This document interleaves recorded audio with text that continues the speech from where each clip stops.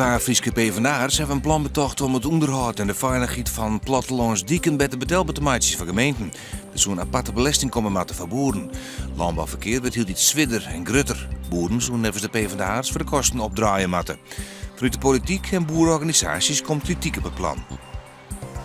De ijshockeyers van de Unis Flyers zijn er juist net in slag om de nationale beker te pakken. In Eindhoven verleerde de ploeg de bekerfinale met 2-1 van Tilburg Trappers. De Veensers begonnen goed onder de wedstrijd, maar het was Tilburg dat in de eerste periode op een 2-0 voorsprong kwam. In de tweede periode kwam de spanning even waarom, maar de Veenster ontsluitingstreffer, maar de Flyers verleren toch. Redensfabriek Zanstra op Jouwer heeft er alle vertrouwen in dat we dit hier nog iets krijgen. Smaatje had en ik geen zwaar hoe de achterblijvende verkeersnota. De ronde 4-4 wie het alle keren in december en januari is druk bij het fabriek, maar toch het uitblijven van winter waren ze dit hier net zo. Tankstation Total om de Eems in Drachten is juist een oerval tot 2 dierders. Bij de oerval wie alleen een gemaaiwerkstroom bezig in het tankstation. Ze rekken net verwoenen. De dierders hebben een lietse buit meegenomen en zijn er op een fiets van trokken. De politie is op zoek naar het sjoegen die het wat sjoegen hebben.